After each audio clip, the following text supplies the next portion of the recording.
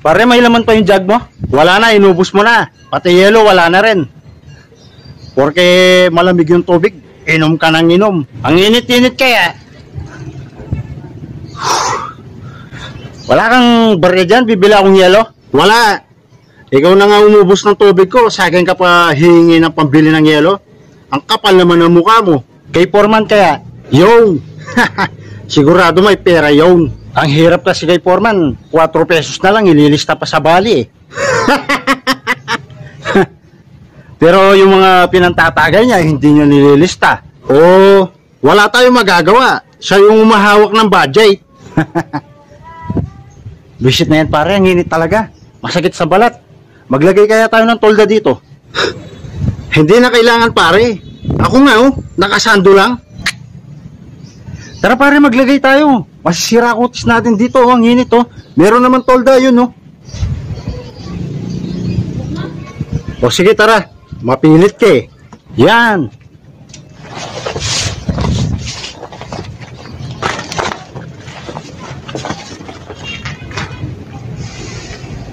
Ano yan? Maglalagay lang kami ng tolda Foreman, mainit eh. Ay, hindi na kailangan. Pwede naman kayo sumilong eh. Kakabit nyo yan, habuti pa kayo ng kalahating araw. Habuti pa kayo ng up day. Wala kayo matatapos. Sinabi ko na sa'yo pare, wag na natin ilagay ito. Pwede naman sumilong. Ang init-init Foreman eh. Tignan mo si Patrick nasisira na yung kutis. Ang kulit mo naman. Pwede naman nga kayong sumilong. Ikaw lang naman na nagre-reklamo na mainit eh. O sige Foreman, bigyan mo na lang kami ng pambili ng yelo para malamig yung tubig namin. O sige, eto. Boss.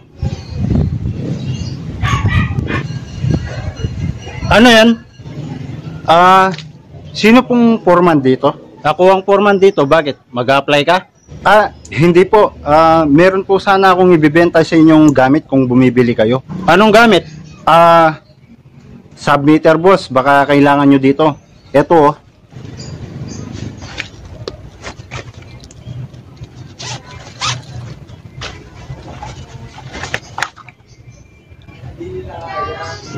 tignan ko nga.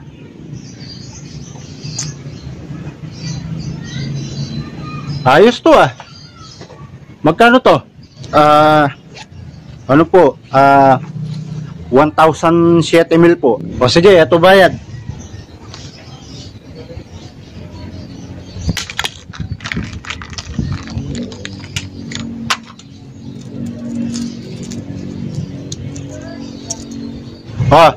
Ay, salamat bossing. Sige po, maraming salamat po. Foreman, yung pambili ng yelo, nabibili na ako. Bossing, meron din po akong binibentang yelo dito. Eto.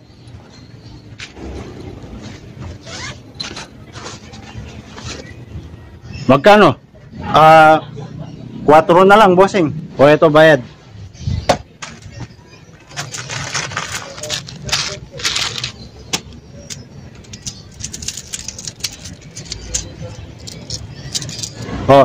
Yung. Salamat po bossing. Ito po yung yelo. Yan po. Salamat po. Maraming salamat po bossing. Maglalakbay na po ako. O sige, salamat. Balik ka dito pag may bibenta ka pa Junjun ito na yung yelo mo. Ayos. Ayos. Malamig na tubig sa mainit na panahon. Galug-galug natin.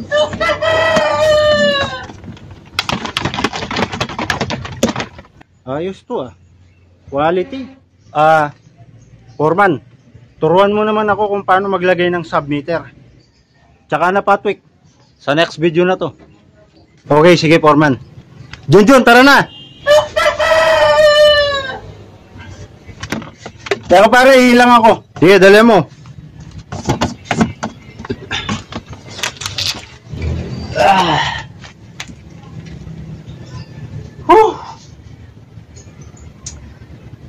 Aray.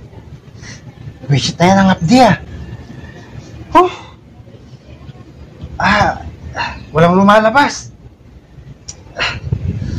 Ay, buwisit na yan ang update. Ay. Buwisit na yan pare, ang update ng ihi ko. Ang init-init kasi, ang hilig mong uminom ng malamig na tubig. Ayan tuloy, nagkabalisaw-saw ka. Ha? Anong balisaw-saw pare?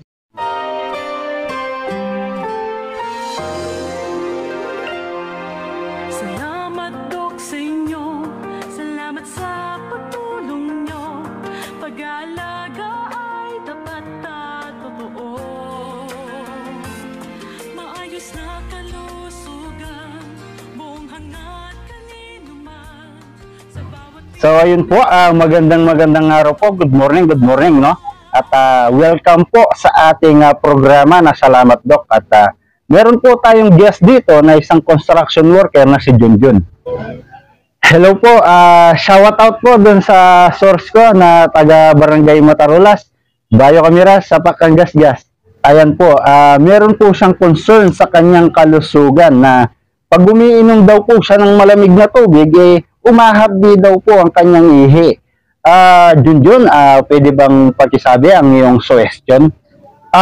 Ang nangyari po sa akin, Doc, nasa trabaho po kami. May ginagawa po kami sa kalagitnaan ng mainit na araw. Ayun po, inom po ako ng malamig na tubig. Syempre, mainit po. Ayun po, nakailigan ko pong uminom ng malamig na tubig. Tapos, napuno na po yung pantog ko. Syempre, umihi na po ako nun. Nung paghihi ko po, mahapdi po. Tapos, konti lang po yung lumalabas. Nung sinabi ko po dun sa kasama ko na si Paring Patrick, ayun po, sabi niya, nagkabalisaw-saw ka na. Yun po, kaya po pumunta po ako dito para itanong po sa inyo kung ano po yung balisaw-saw. So, ang concern ng ating guest ngayon, mga kababayan, na isang balisaw-saw o ang tinatawag na dysuria. Ito ay isang sakit at isang epidemya na lumalaganap sa mga construction worker. Ito po ay nakukuha sa pag-inom ng malamig na tubig sa kalagitnaan ng mainit na araw. Opo. Ang dahilan po nun ay, siyempre, mainit po ang panahon, nadidehydrate po ang ating katawan. Nawawalan po tayo ng tubig sa katawan, mga laman loob natin, medyo natutuyo, lalo na yung urinary gland. Yun po ang dahilan kung bakit umahapdi po ang ating ihi. Doc, paano ko naman po maiwasan ng balisaw-saw? Common sense lang po yan, mga kababayan, no? Junjun. Common sense lang ang pag-iwas sa balisaw-saw. Ang gawin mo lang huwag kang uminom ng malamig na tubig sa kalagitnaan ng init. Syempre, construction ng trabaho mo, lagi kang nakabilad. Ayun na nga, huwag kang uminom ng tubig na malamig. Ganun po ba? Common sense lang po pala, no? Oo, ganun yun, Junjun. May katanungan ka pa, medyo natatay na ako Opo, meron pa po akong follow-up question. Bakit po pag tumatay tayo, sumasabay yung ihi? Pag umihi naman po tayo, di po sumasabay yung tae. Ganun ba? Medyo mahirap ang iyong katanungan, kapatid. Babalikan na lang kita, no? Natatay na kasi ako.